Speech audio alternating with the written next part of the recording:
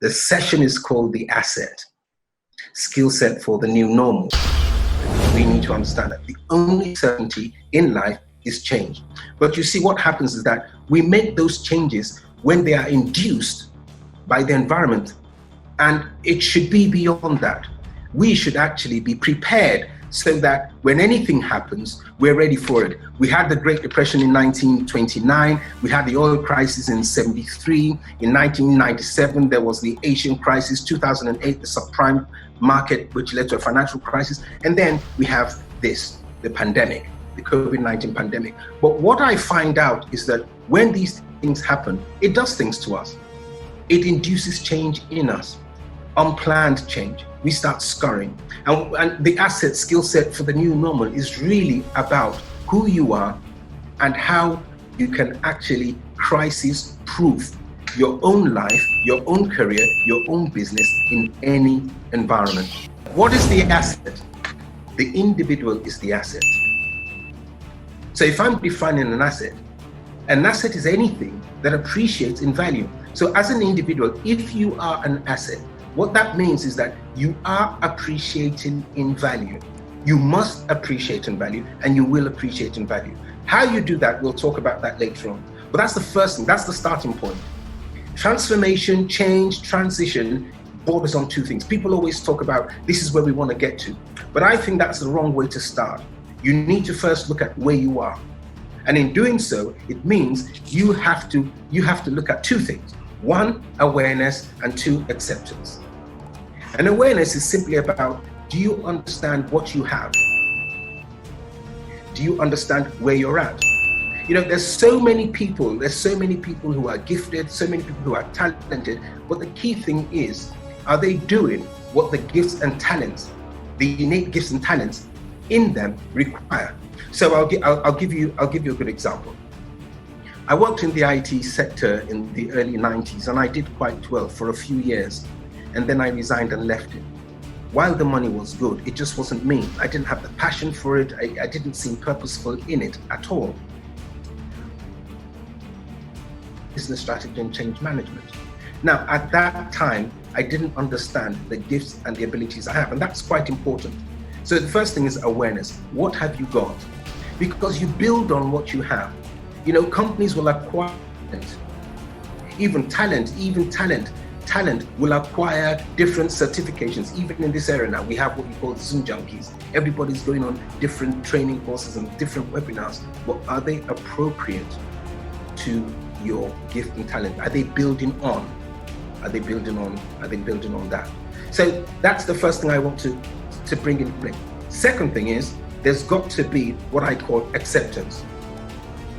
You've got to come to the place where you look at your situation and you accept that there's more. You see, change and transformation doesn't happen because there's a plan. It starts because you overcome two things. One is denial and the other is persistence. You've got to accept that, yes, I need to move forward. It's just like the Newton's law. The first law is the law of inertia. The second law is the law of momentum. Inertia simply tells us that, the law of inertia simply tells us that if you keep doing the same thing over and over and over again, you won't get any different results. Or if you're rooted at the same spot, you won't get any different results. Momentum says that until there is a push, you will begin to see different things begin to happen. And that's where people like myself, transformation specialists, come to play. And this is the best time to reflect, because there's been a lockdown, although it has been eased somewhat. What happens now is that you can begin to prepare yourself, you can begin to position yourself, you can begin to review and reflect. You can begin to put together the plan that takes you where you need to go. But it starts with looking at yourself. And there's a model that I call the CRIT model. You know, first of all, you address conformity. That's where you have the awareness and acceptance. Then you look at reform. That's where you engage in the learning, unlearning, and relearning. Then the inform is where there's a disciplined and structured approach between yourself and a coach or a mentor that's helping you, where information is flowing through both of you and you're improving on it. That's where improvement comes in. And then transformation takes place after you go through a process of transition. I'll try and talk a bit more about that, but I can tell you this. Transformation is different from change because it involves a process of transition. Not every change leads to transformation. So there's a difference between change and transformation. Change is when things happen, you alter, you adjust. But transformation, now that's change that sticks. So I just wanted to start with that. It's important to understand that if you are an asset, it means that you appreciate in value. If you are an asset, first thing is this, you must know that you're an asset. You agreed with me that the individual is the asset. So that's the first thing. The individual is the asset. The second thing is that the asset, in definition, in context, must be defined as anything, in this case, you, anything that appreciates in value. Now, let me home in on that a bit. If you are an asset, it's not about value alone, it's about appreciating in value. And that's what the sticking point is. An asset can only be an asset if it appreciates in value. It means that there is something in you, about you, something with you that incrementally appreciates and in perpetuity appreciates. So if you say that you, the individual, have value, we must see that it appreciates. And there's a misnomer here. What happens is, instead of focusing on appreciation, what do we need to do to appreciate as an asset? Because we have value, we substitute that for acquisition. And that's what I want. That's the first thing I want to knock on the head. Instead of acquisition, it has to be appreciation. What is acquisition? Acquisition is when a company will acquire you as talent. Acquisition is when you acquire skills, certifications, degrees. That's acquisition. But what you really need is appreciation. You need to load yourself with things that enhance the value that you already know that you have. And that's where the challenge is. I asked a group of people, when you look at your certification, your first degree, or maybe your postgraduate degree, or all your certifications, and you look at the work that you're doing today, is there any alignment? Is the work, the business you're running, the charitable organization you're working for, is all the work you're doing where you get your main income, not your supplementary income, where you get your main income from? Is it based on what you studied? And you find that to a large extent, most people say no. Why is that? Because they are in acquisition mode. Now, in acquisition mode, the environment controls you because it's the employer that's dictating and you are aligning with the employer. So what happens is, in acquisition mode, you become an employee and you are subject to the employer. If you're an asset, if you have value, you need to be discriminative. There needs to be a high level of discrimination regarding the environment in which you settle on. So you come out of university and you just want any job. Now, right now, some people are being furloughed, some people are being laid off. I bet some of them will take the next best opportunity that comes along. So it is true to say that seeds are unequal, but every seed is unique. But let me say this, the fact that you are an asset means that you have a gift and you have a talent. What it also means that gift and talent is the solution to the problem of an individual or an organization. Very important. The way the world was framed and the way the world was created, we need each other in there. So it doesn't matter where you're planted. And by the way, I saw, guess what? If you plant a seed anywhere, I've seen seeds grow out of walls. But in your instance, I will say that you need to discriminate the environment in which you're operating at. You have to pick and choose them. I want to introduce to you the concept of employable. Employable simply means that your gift, your skill set has been translated to value that will appreciate and continues to appreciate. What does that mean? It simply means that once you have value that is appreciated, it means that you're producing something that others want. You are offering something that others want, and you are delivering something that others want as well. Rather than you acquiring different certification environments, or the employer acquiring you need to appreciate in value, and then you become employable. You know, the new word has to be employable. If you're employable, it means that you can employ yourself, or others see you attractive enough to employ you, and you will call the shots. What makes you employable? I started off with the asset. You accept and you agree with me that the asset appreciates in value. And as an asset, you've got to be aware and you've got to accept where you're at, who you are. You start from where you are, not where you're going. Many people make the mistake of looking at where they're going. Meanwhile, you should really start from where you are. Now, what are the skill sets employers are looking for? Those are the top 4. We did some data analytics. We did some in-depth research. And guess what? Over the past 20 years, the skill set that employers, that big organizations, that SMEs are looking for in people that work for them, with them, are still pretty much the same. Creativity is in there, critical thinking. Before they used to call it problem solving, now it's critical thinking. Critical thinking is in there, communication also is in there. So what makes you employable? I want to give you a little, let me give you, if you like, for lack of a better word, a template. There's 6 things, and they're all P words, so you can call it the 6 P's to being employable. The first one is problem. We ask our children, and we've been asked when we were growing up, what do you want to be when you grow up? Well, I think it's the wrong question. Because the person can say, I want to be a doctor. But if you ask the question, what solutions do you want to provide to the problems of the world?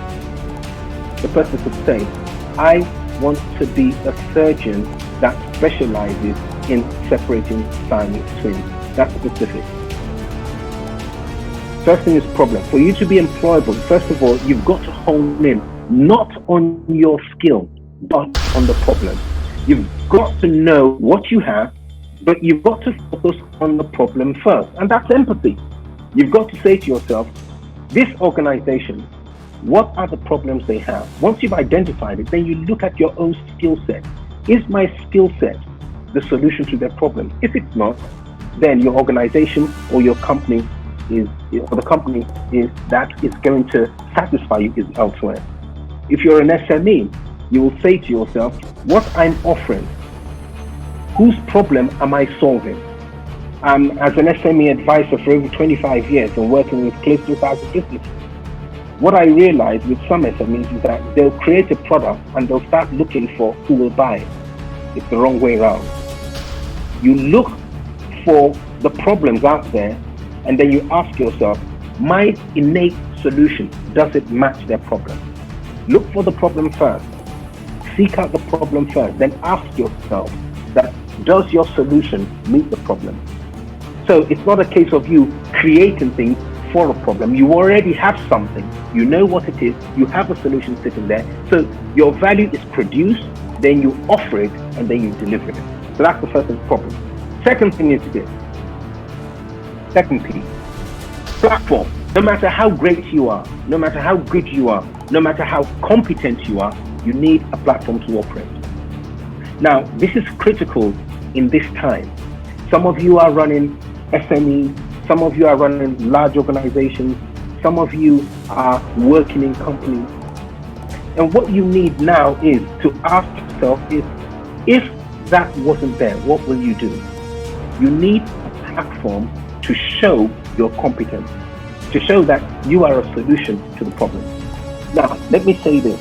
For those that are being furloughed, for those that are moving from employment to self-employment, One of the things you can begin to do is volunteer your services.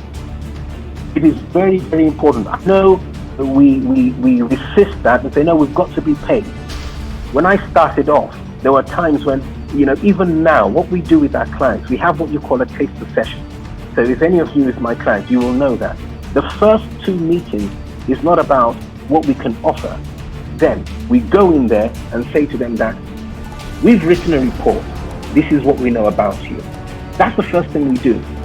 That makes them open up because we've just done problems. Once we've then done problems, we then display, we showcase their office, or that client becomes a platform for us to showcase what we offer. And let me say this as a licensed advertising practitioner. It is easy and easier to show people what you do than tell people what you do. So you need a platform where people can see you, where you can prepare, you can practice. You need a platform away from people where you can practice and hone your gift. And if it means understudying people, having a coach, having a mentor, so be it. It's very, very, very, very critical. After all, when you look in the mirror, you see your reflection. Get someone who can tell you what they see about you. That's platform.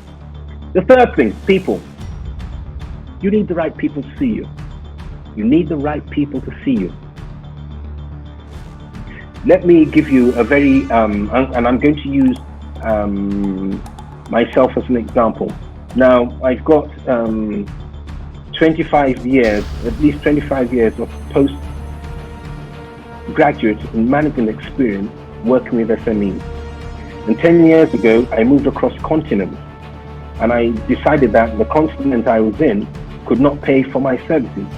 Now, the skill, the gift, the competence, the talent, the value was transforming individuals and SMEs. But what I did is I went for the large companies, and they paid, but it was epileptic over time. So what was happening is I was offering my services. I was identifying problems with these large companies, and they would let me come in, and then I would show them what I offered, but there weren't many takers. When there were takers, it was quite big. So it sustained us over a period of time, and then we had to go and look for clients again. And then in this pandemic, after serious reflection, strategic thought with my colleagues as well, we said to ourselves, we have to go back to where the value really is. We've got to look into the asset, and the asset is about transformation and individuals and SMEs. And we decided a shift in emphasis. We reviewed the model and we created an offering for the SME market. And we're not surprised that we have many takers. So because what you have, there's a connect. So with people, it's not just whether you go on social media, whether you have a website. It isn't so much the number of people you reach. It is the number of people you connect with. I'll say it again. It isn't so much the number of people you reach. It's the number of people you connect with. They must see the asset. They must see the value in you. You give them a foretaste of it, and there's a connection, so much so that they say, this is for me. And therefore, it no longer is a hard sell. Move on to the third one. I call it the pickup. Very simple. I'll call it the pickup. I'll tell you what I mean by pickup. Many a times, you've got the best solution. But when it goes to the client, or when it goes to your boss, when there's a problem at work, when there's a situation, when there's a strategy session, and you're coming up with solutions, you probably have them. But the challenge is, it doesn't go any further. Why? Because one hasn't mastered the art of putting the proposal or the proposition together in a way that helps them buy. That's pickup. So you see so many people, they'll say, I've got a good idea, I do this. And let me give you a quick story that would help you. Years ago, I think it was in 2006, when I was working in the United Kingdom for the British government as an SME advisor, there was a young man that came out of prison. He'd been sentenced to a few years. He came out of prison, and he said, I want to turn my life around. And I said, what do you want to do? He said he wants to sell clothes. And I asked him, what experience do you have? He said, I have no experience of selling clothes, but I know the culture. There's a type of attire that a certain type of people like. That's the culture. So I told him, and he was semi-literate. He could speak English, but he couldn't write stuff. And I said, where do you want to sell it? He told me where. So I got the map of the area. For those in the United Kingdom, Deptford Market. So I got the map of that market, Deptford Market. I gave it to him and I said, come back in 2 weeks and tell me what you've discovered. 2 weeks later, that young man came back to me and he said, on this street, this is who is selling what. This is how much they sell it. This is how many people came in. And he did that for that street. He said, this is where I want to have my shop. These are the people selling merchandise similar to mine. I'm selling sports merchandise. This is what they're making. These are the people coming in. This is the age group. He had done his research. When he did that, I knew he was ready. And then he said, this is how much I'm going to sell. This is the footfall. These are the number of people coming in. Now, when he had done that, he had to go before a panel. He had to write a business plan and go before a panel. And he said, oh, I'm struggling with the business plan. I said, just write it in the way that you understand. But when you get to the panel, you'll do well. When he got to the panel, he was able to show them what he was saying. Remember, what I said is that you should be able to show people what you're offering as opposed to tell them what you're offering. He just took them out there, and we did a bit of photography. He just took them out there to show them what it is he was offering. He gave them the explanation, and he got the funding to do it. So let me quickly say this. When you say that, oh, I can't start the business, I can't start the project, I can't move on to the next step because there's no funding. Actually, that is untrue. Funding always comes to ideas that are clear. Remember, if you document it, if you make it clear, if you cascade it, people will buy into it. I always talk to my team and I talk to executives in companies. I say, give direction, share the vision, and people will take action. So if you go to a funder, you give them the direction. You say, look, this is the direction I'm going. You share your vision in an articulated fashion. They will take action, and the action will be to give you the funding. It has been proven time and time again. The moment, for me, the challenge is let me get the idea right in a way that people understand. I'm never bothered about money. The money will always come. The funding will always come. Because why do they call them venture capitalists and funders? They're looking for ideas. They're looking for where to put their money, where they can get a return on investment. Beyond that, a safe return on investment. So my question to you is, whatever it is you're doing, are you a safe bet? Are you a safe bet for your funders, for your employers, for your boss? Are you a safe bet as an asset? If you are an asset that appreciates in value and you can show it, you will get all the support you need, especially the resources. And let me say this, the most successful businesses, the billionaires of the world, built their business using other people's money. Okay, I hope this is making sense to you. Let me move on to the next one, performance. I think, and I'm going to go local now. One of the things I've seen in Africa, and I've been to a few countries in Africa. I've been to Rwanda, Kenya, Tanzania, Nigeria. I'm missing out 2 other countries. There's quite a few countries. And I find that we take our action precedes thought. We take action, and then we get 10 steps down the line, and then we have to backtrack again because we find that there's a flaw somewhere. Now in the West, is it that they're smarter? Is it that they're more brilliant? They're far from it. Before they begin to perform, I'm looking at performance, and before they begin to perform, the P that is embedded in that performance plan. And most of the time, especially when I was working with SMEs, when I say to them, they say, I want to do X, Y, and Z, and I say, show me the plan. Then there's the struggle. It's either scanty or non-existent. And therefore, how can anyone invest in what they can't see?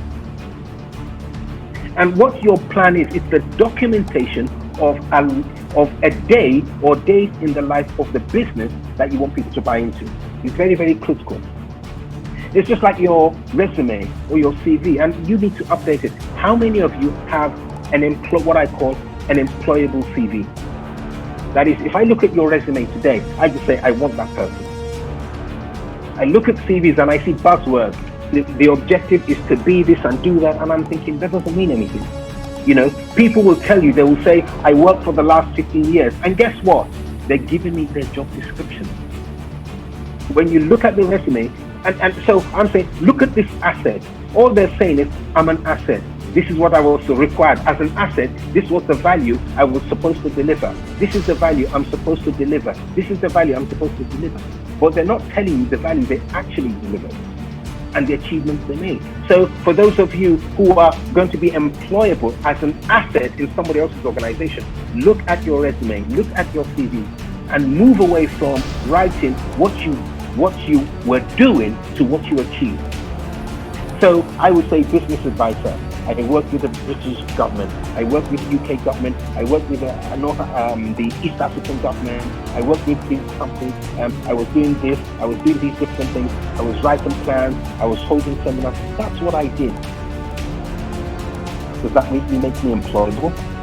But if I said that, I started what was called synergy sessions amongst different clients in clusters of 20, where they could network, exchange ideas, and then I now ran capacity development sessions, which grew their businesses. That's fine. Or I say that with all the 500 plus businesses I work with, I was able to reduce costs across board by 5%. What am I doing? I'm not telling you what I did. I'm telling you what I achieved. And that's critical. Assets always focus. Remember, I said this, an asset is not just a value, it's appreciate in value. And if you're going to appreciate the value, you've got to show achievement. So that's performance. You've got to show that your deliverables are excellent. You've got to show that the deliverable, this is what I achieved. It's not about what you did. It is not about what you did. Employable means that I'm achieving things and I continue to achieve. And that's what an asset is all about. Okay, so let me move on to the next thing. Then, sixth thing, the final thing, is position. It's position. What do I mean by that? What do I mean by that? At some point, now check this out. Remember that you said to me, most of you, I like what you said, and thank you so much for your participation. Most of you said that the tree, when I said the tree is in the sea, from what I was hearing, you were concurring. You were concurring, which is great. But at some point, you must get to the place where you become a subject matter specialist. And you don't need a degree or a PhD to do it. What you need is experience. I can tell you these days, what happens these days now, the way the world is, information is rife. It's everywhere. It is in your face. So you need to begin to demonstrate.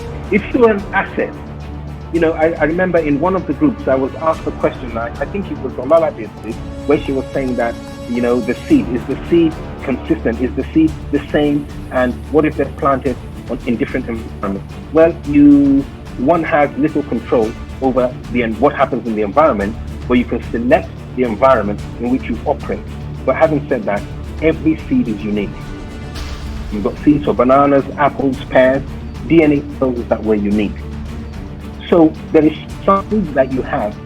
It means that if you are an asset that appreciates in value, it means there's a uniqueness about you that cannot be replicated. It can be copied, which is good marketing for you, but it cannot be replicated. And what happens is that if you spend enough time with enough support to build on those skill sets that you have, their innate skill sets that you have, then you become a subject matter specialist. And you move, and what does that happen? It means you've created something that I call problem perfection. Problem perfection. You've understood the problems that you were created to solve, and you can solve them. And people will recognize you as a specialist, a subject matter expert, or thought leader. Be it in your little team, in your little group, in your office, in the organization, as an SME provider. One thing that is very clear, that when we ask our clients, and when we ask people that have come into contact with Metamorphosis, and we say, what is the one word that embodies us and exemplifies us? Guess what they say? Transformation. And that's true. Everything we do is about transformation. Making sure that you address the conformity in your life, reform, get a lot of improvement, and then you get to where you're going. And we do it with a process, a transition process that allows you to take step-by-step action and review. they always say it's transformation. Okay, now I'm going to end on this, and then I said to you, and that was just the roof. I said the title of this session is The Asset, Skill Set for the New Normal. First of all, I dealt with the asset. You need to understand that there's value, but you need to know what that value is, and you need to bring it up, and you need to develop it. You can use that 6 things that I gave you to be employed, to develop it. Then you need to understand the skill set. You need to then say, okay, as an asset, I need to convert that skill set into value. That is where you package. When you convert your skill set into value, it means you're packaging it in a way that you can offer and deliver it. And let me tell you this. Today, many people leverage with their technical competence. So you hear, I've got a degree in biology, I've got a Harvard MBA and all that stuff. But guess what? Empirical evidence has shown, in fact, the Stanford Research Institute, amongst other research organizations, have proven through research that 25%, some say it is 15%, but I'll go by 25%, that 25% of your technical competence is what gets you into a job, is what makes you employable. So you have a degree, you studied something, 25% of that gets you started. But for you to move up and for you to move on, 75%, a minimum of 75% is the soft skills. They're becoming the critical skills. And that is why I said to you that when I did the poll, I said to you that what are the top skills employers are looking for? If you had a first class, say for instance, let me give you an example of what I'm talking about. You had a first class in accountancy, and somebody else had a second class in accountancy, and both of you have 5 years experience, okay? And then you go for the same job. If it's a toss-up between both of you, what are they going to look at? They're going to look beyond what you qualified in. After all, remember when I did the first poll, I asked you that first poll that how many of you are working with what you qualified in? And it was over 70% said what I'm earning now, what I'm doing now, is not related to what I studied. What you study is just, apart from the doctors and the lawyers, but what you study to a large extent is to show that you can be disciplined. But they become obsolete over time. And if you're an asset, you need to keep upskilling. I have a doctor friend. He qualified as a doctor, but he has a practice, but he didn't do anything. When I compare him to the doctors who have been attending different courses, they're different. They're totally different. Now, if an employer, if you're going to start a business, if I'm going to give you money to start a business, what I'm going to look for is your soft skills. Number one, the biggest one is collaboration. So somebody will say he has a degree in project management or a certification in project management. That's good. But I'll take somebody who understands collaboration ahead of the project manager, because I can teach project management. But if he already has the soft skills, it's great. So one of the things I want you to understand is that let's begin to look at the softer skills as well, in addition to your competence. They are so critical. Remember, you came into the group, you didn't know anybody, and yet you came up with the answer. What was that? There were individuals who came together. So individuals come together, you became a group, you worked together, and then you became a team when you achieved together, when you came up and said, this is what we're presenting. So collaboration is key. Communication is paramount. You win, you bring people, you need to be clear, you need to cascade it, regardless of what level of management that you're operating at. You need to be clear about it, and you need to be able to cascade it, okay? Critical thinking, problem solving, the growth mindset. Oh, I forgot, I would have showed you a short video, but I can post that on our platform for you to see, about the growth mindset. You become very, very attractive. You become very, very attractive when your ability to think is tightened. Now, we talk about critical thinking. That's the starting point. A critical thinker means that there's different things they can do. They can discriminate, they can investigate, they can seek out. But that's good when you're doing it yourself. But when you are now working with others, you need parallel and lateral thinking. And that is why the soft skills are coming to the fore today. I remember we were picking a CEO for a client of ours, the person we disqualified, as good as they were, they went to the better universities, we said that they didn't have a vision and they couldn't articulate it. And we needed somebody who could do that. So you need to move beyond what is. What critical thinking, what parallel thinking and lateral thinking does for you is that it helps you look beyond what is the status quo to what can be.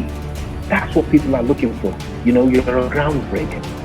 And guess what? You have the skill set in you to do it.